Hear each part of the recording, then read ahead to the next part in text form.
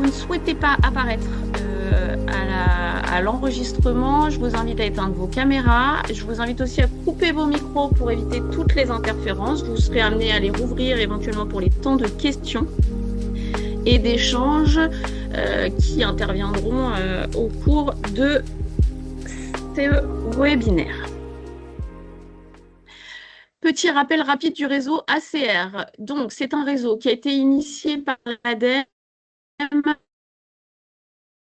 C'est de pouvoir accompagner les collectivités, les entreprises, mais aussi les copropriétés dans des projets de développement de chaleur renouvelable. Sur la gauche, vous avez une carte.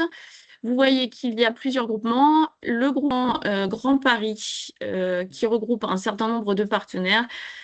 Vous avez en haut à droite Paritaire d'Envol, et puis vous avez des groupements en Essonne et dans les Yvelines. Pour les territoires qui restent en blanc, vous n'êtes pas couvert par des animateurs, mais vous avez bien des références sur les thématiques chaleur renouvelable.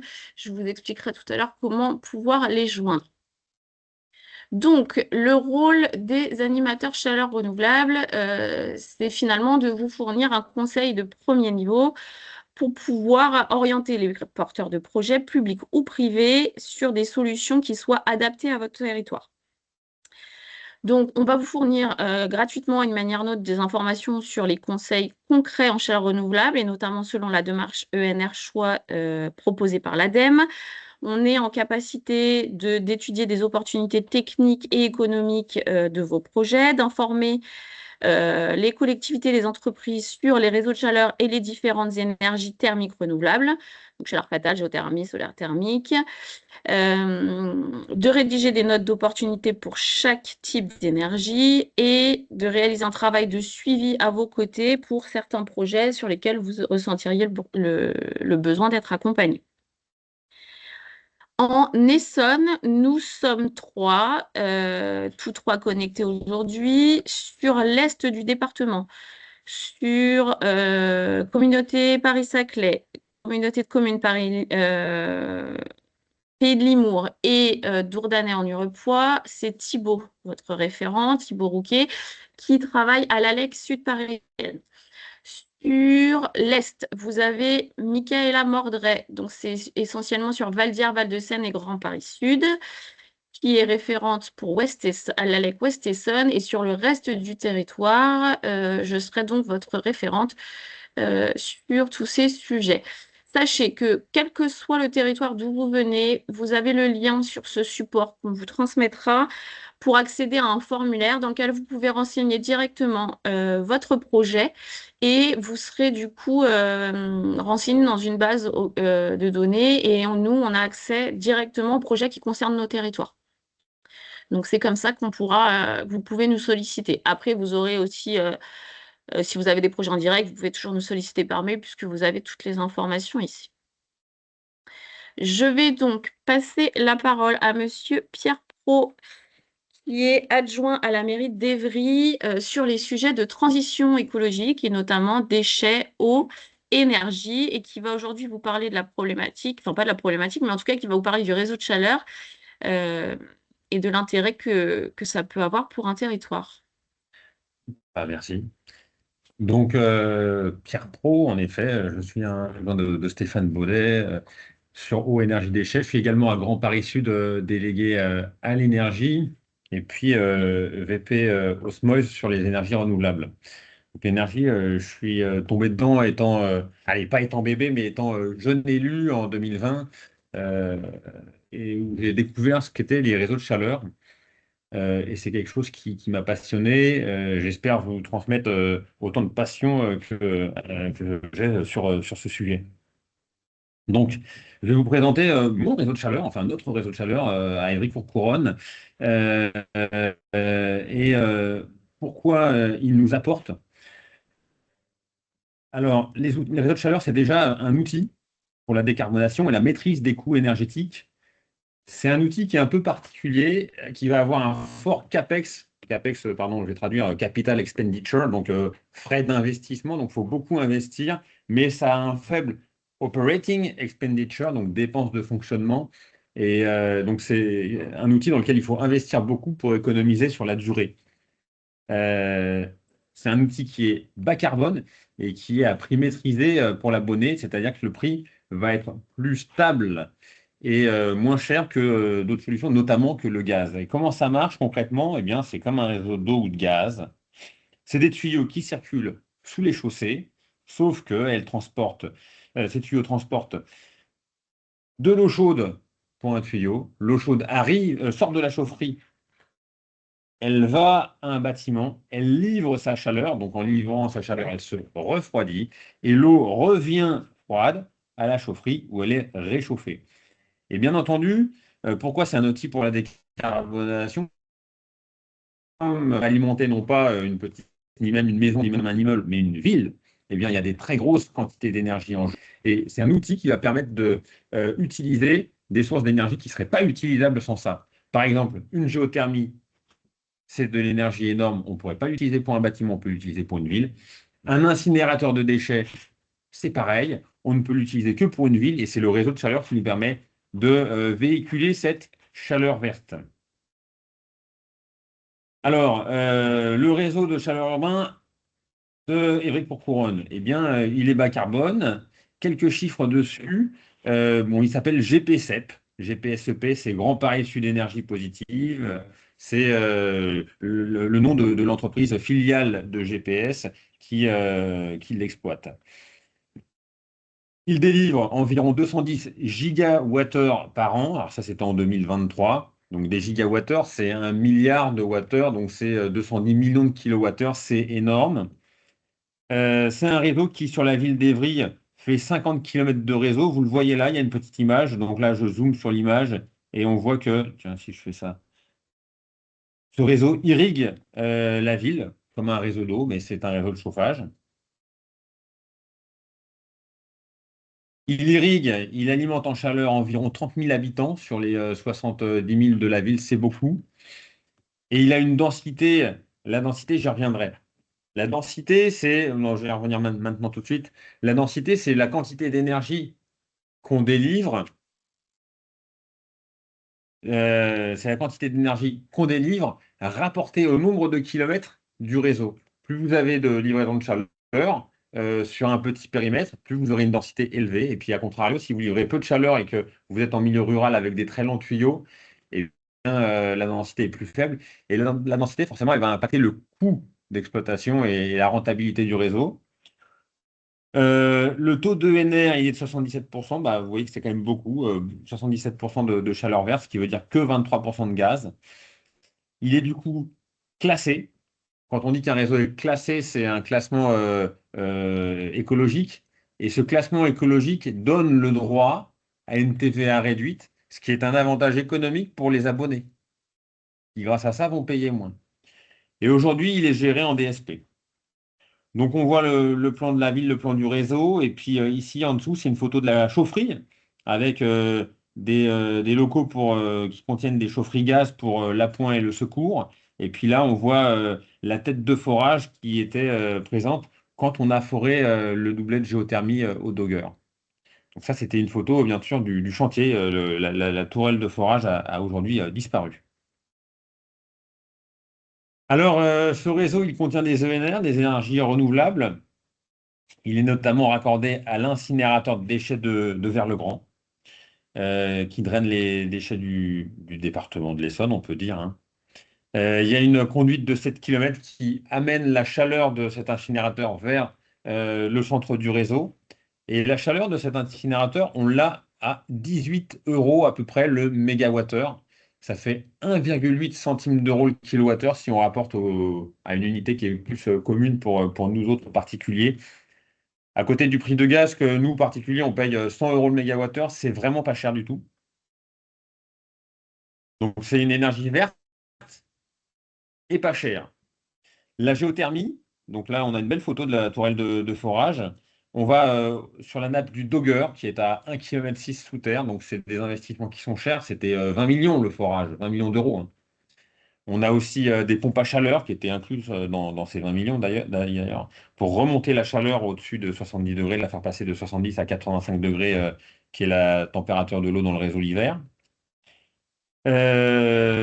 Cette géothermie, elle pèse pour 25% du mix énergétique, c'est un quart, c'est pas négligeable. L'incinérateur, lui, il fait un peu plus de la moitié du mix énergétique du réseau. Et puis ensuite, eh bien, forcément, on ne peut pas fournir, notamment l'hiver, on ne peut pas fournir avec ces deux seules énergies. Il faut un petit complément de gaz qui ne pèse que 23% aujourd'hui et puis qui est plus cher. Le gaz, il est à 50 euros le mégawattheure, hors taxe, hors taxe d'acheminement. Donc, ce qui fait que le gaz, en gros, il arrive avec les taxes sur le gaz, la TICGN, la TVA et puis les taxes d'acheminement dans le réseau, il arrive vers les 80-90 euros. Donc, on voit que le gaz, non seulement c'est le plus polluant, mais en plus, c'est le plus cher dans le réseau. Pardon, celle-là, je ne voulais pas la mettre ici, je la mettrai après. Sur Grand Paris Sud, on a des plans pour développer les réseaux. Donc,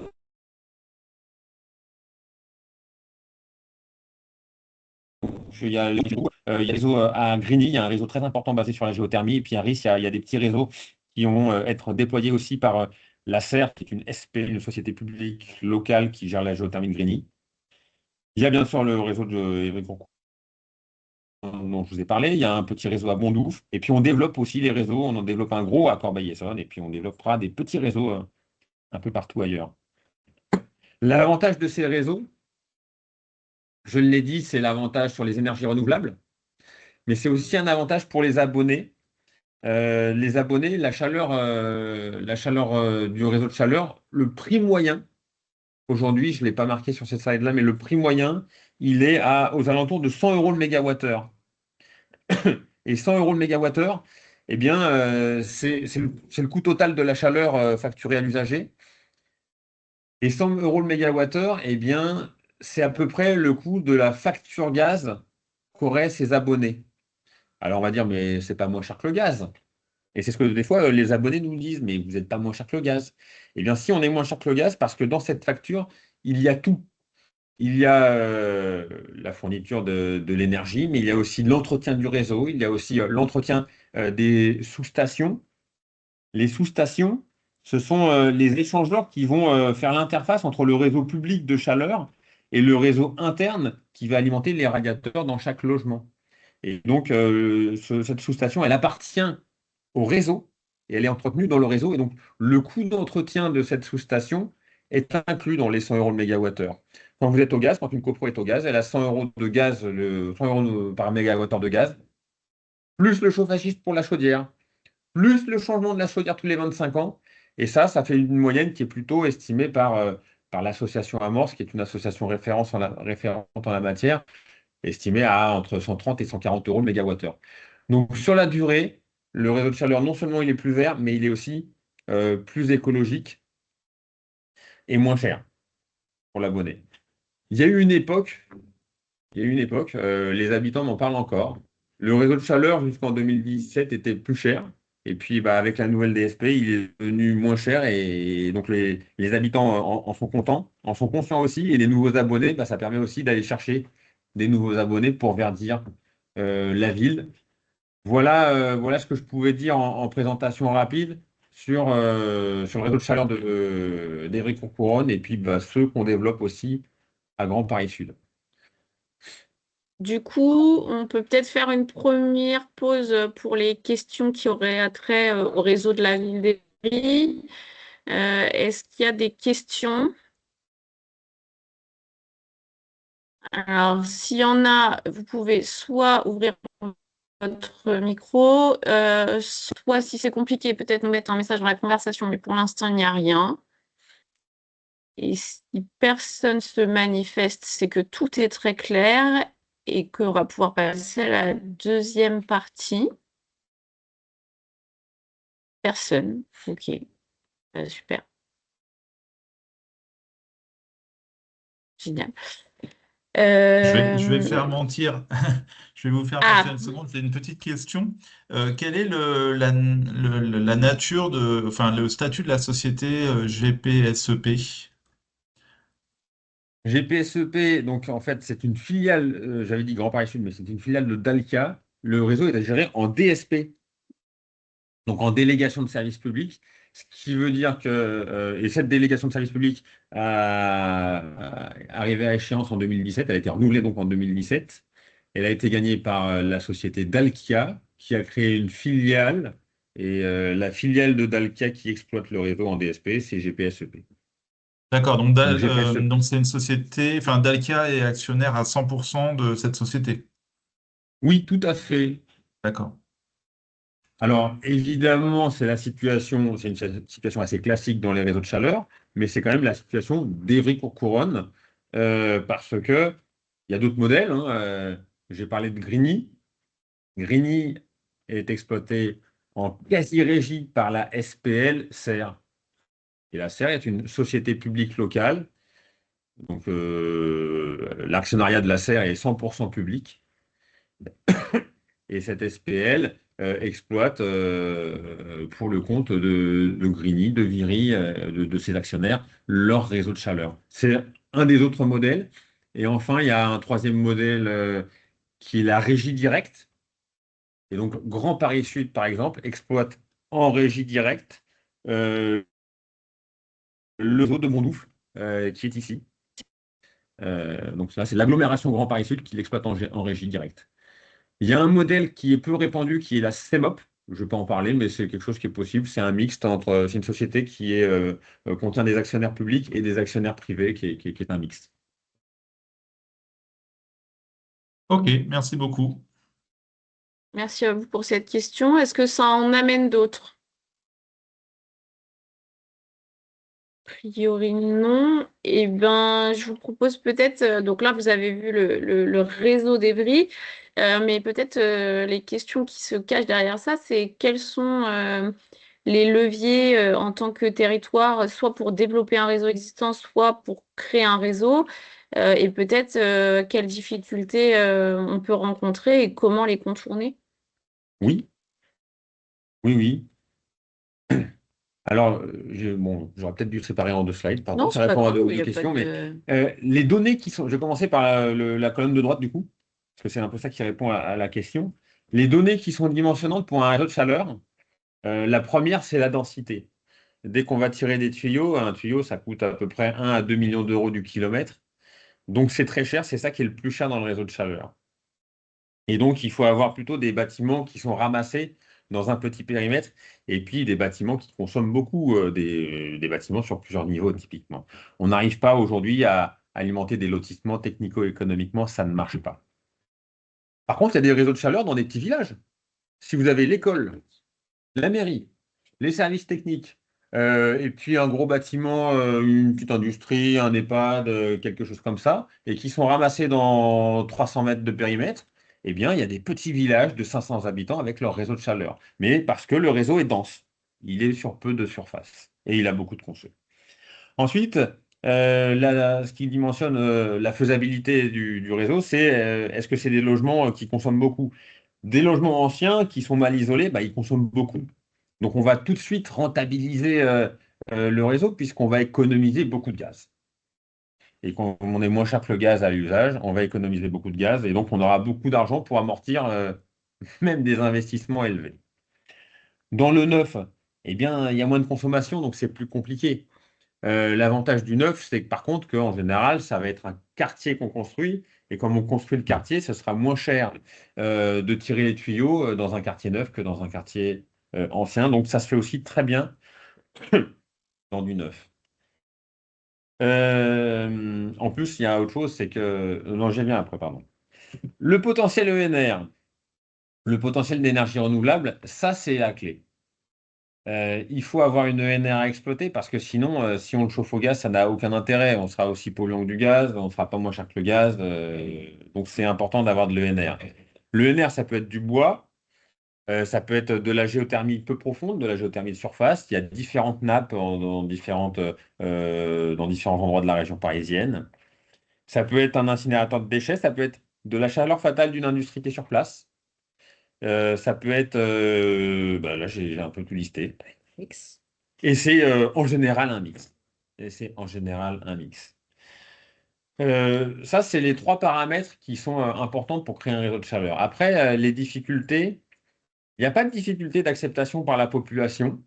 Hormis les travaux, bon, alors surtout en période électorale, les travaux, vous comprenez, ma petite dame, c'est pas possible.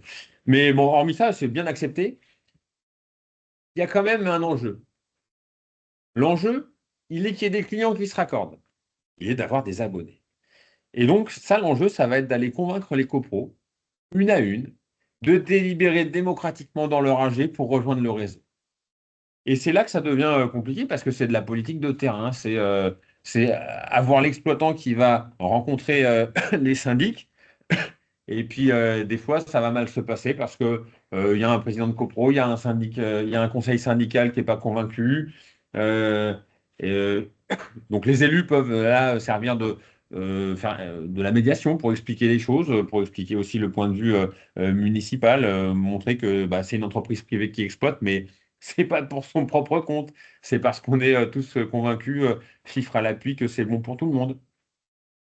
Donc il y a ce travail de terrain pour aller convaincre les copros bah, de se raccorder et convaincre une AG de copro bah, qui a déjà fait l'expérience sait que c'est pas facile. Ensuite, dans les difficultés, eh ben, il va y avoir aussi des difficultés que bah, tel copro vient d'investir dans des chaudières gaz.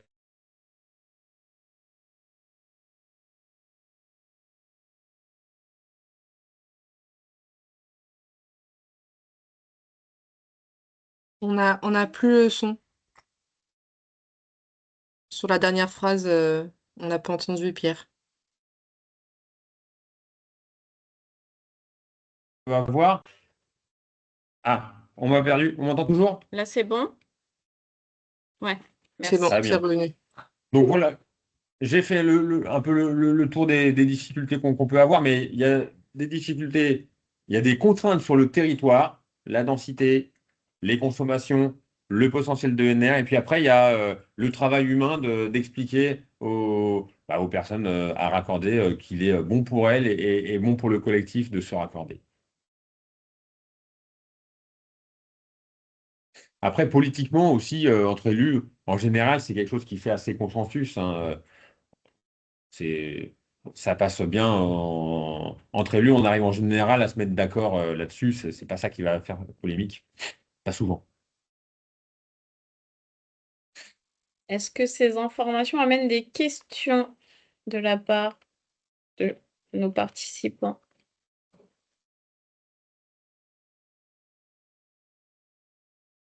Non, pas de questions.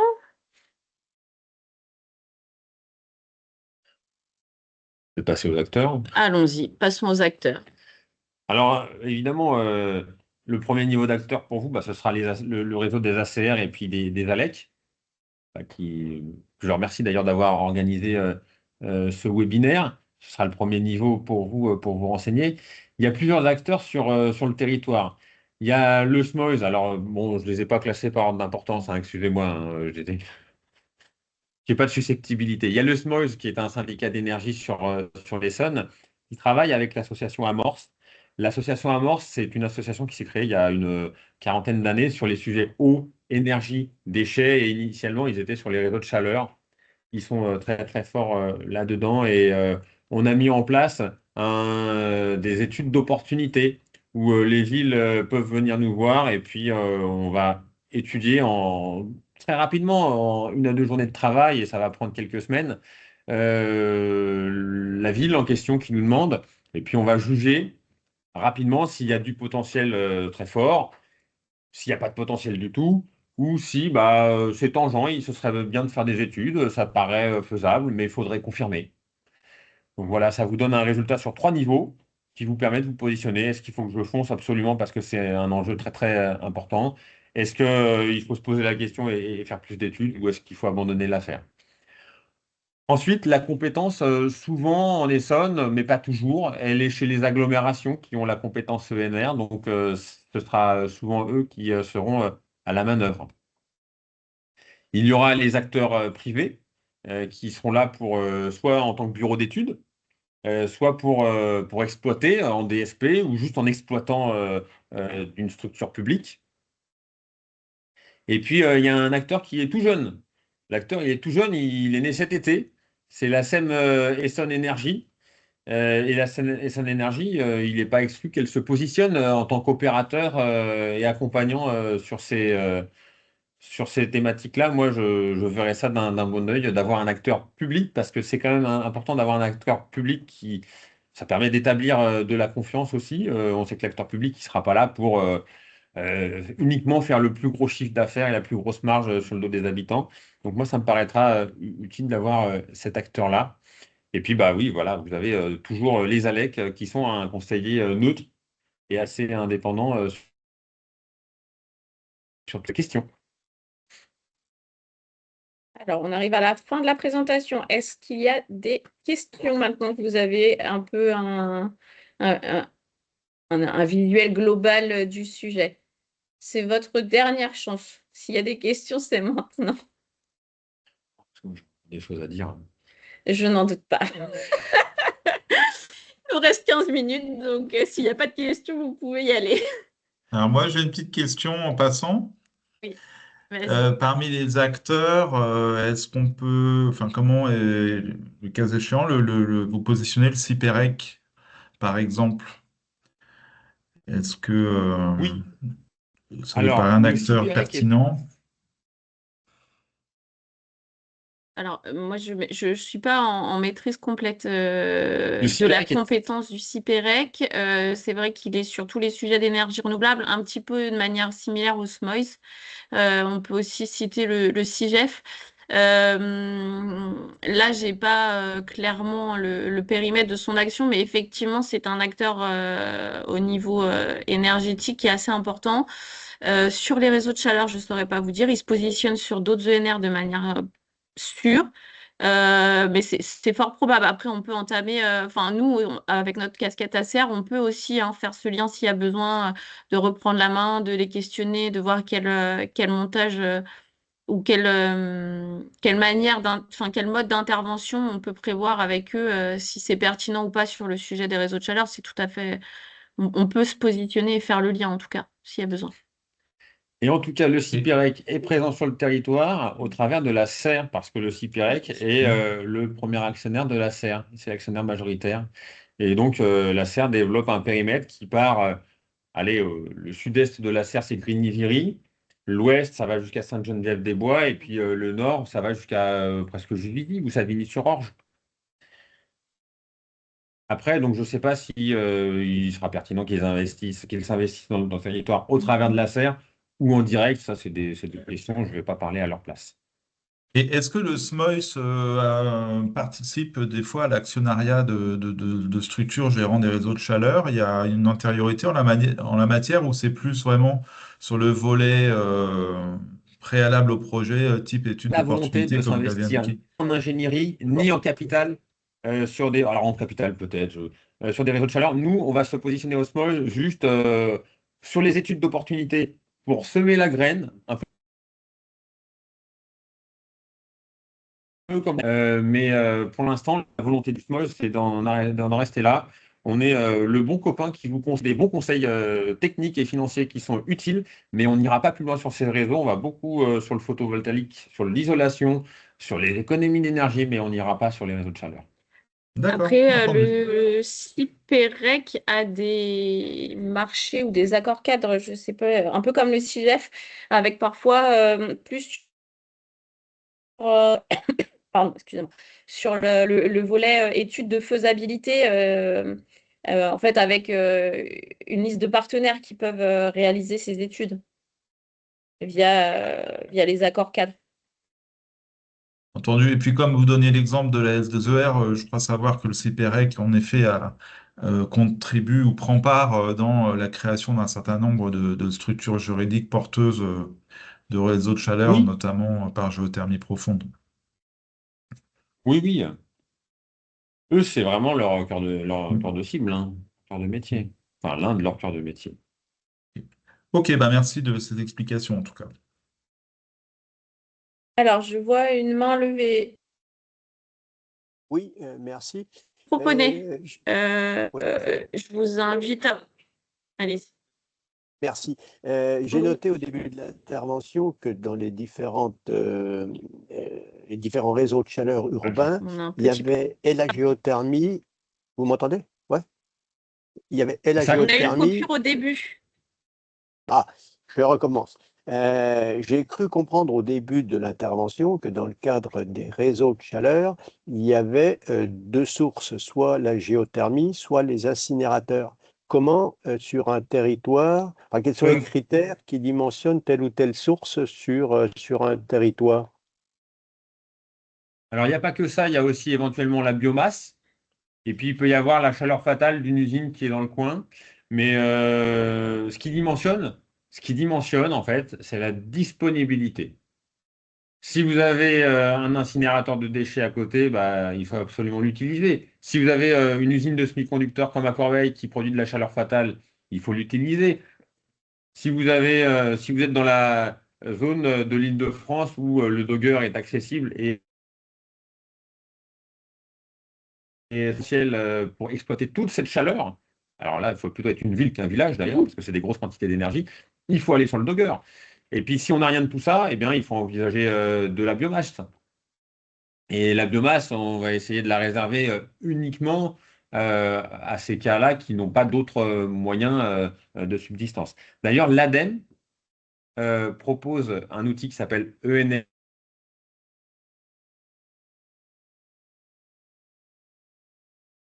On n'entend plus. qui est fatal et non délocalisable. Ah, l'outil ENR choix de l'ADEME dit qu'on va d'abord utiliser une énergie locale non délocalisable. Éventuellement, si on n'a pas en créer une, par exemple une géothermie. Et puis si on n'a pas, on va utiliser une énergie délocalisable, transportable, telle que le bois. Après, j'ai oublié Le une solaire énergie aussi. thermique. Il y a aussi le solaire thermique, d'une part, qui n'est pas très développé en Ile-de-France, mais qui vaut quand même le coup. Et il y a aussi éventuellement les CSCA, les combustibles solides de récupération, qui sont en gros des rebuts de tri plastiques et un peu métaux qui peuvent être incinérés, qu'on incinère dans les cimenteries. Par contre, c'est des fours qui sont chers parce qu'il faut beaucoup de filtres pour filtrer les fumées de ces plastiques polluants. C'est généralement porté par les mêmes partenaires que les incinérateurs. Oui, c'est un peu du gabarit des incinérateurs. D'accord. Donc ça veut dire qu'en amont, il faut faire une étude d'opportunité pour tenir compte du contexte et savoir ce qui est le mieux adapté au territoire, hein. Oui, oui, c'est un réseau de chaleur est indissociable de son territoire. Parfait, merci. Merci à vous. D'où Je vous en l'utilité prie. de faire une étude d'opportunité avec le SMOIS ou la MORS ou les ACR ou je ne sais qui, mais de la faire.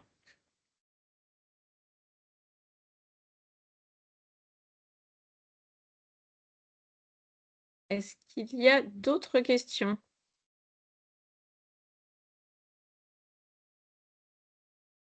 Eh ben, s'il n'y a pas d'autres questions, Monsieur Gros, si vous avez quelque chose à ajouter, il vous reste 5 Oui, minutes. j'ai toujours des choses à ajouter. Donc, Je c'est vais donner bon. quelques petits exemples d'histoires qui me plaisent. Il y a par exemple le réseau de chaleur de Paris. Alors, le réseau de chaleur de Paris, géré par CPCU, compagnie parisienne du chauffage urbain. Très beau réseau, incroyable. Bah, forcément, c'est d'une densité incroyable.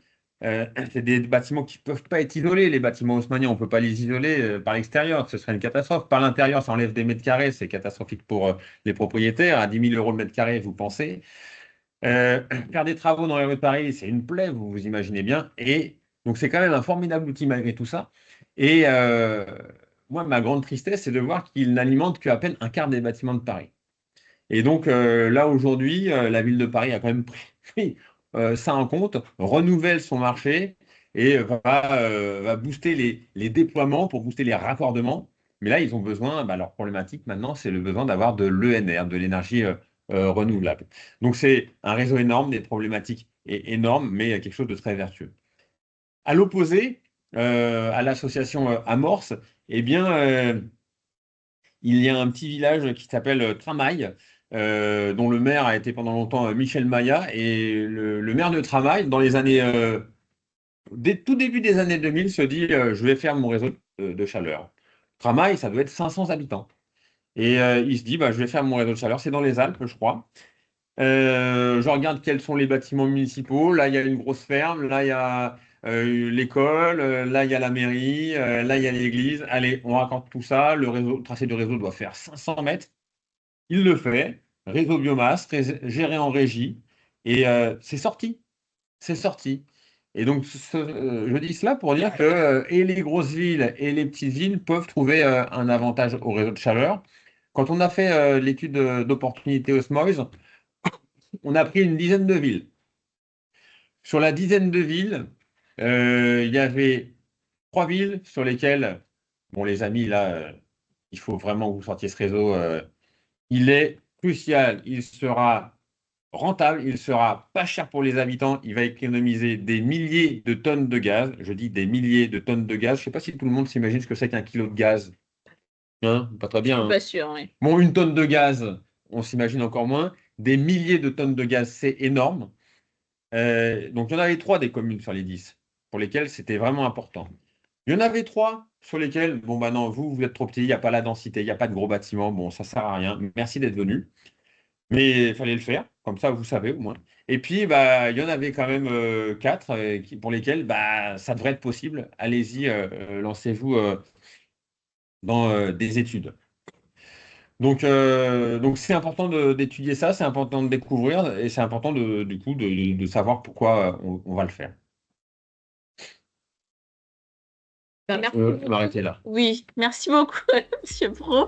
S'il n'y a pas d'autres questions, eh ben, merci beaucoup à tous les participants. S'il y a d'autres questions, Voilà, s'il y a d'autres questions, lâchez-vous.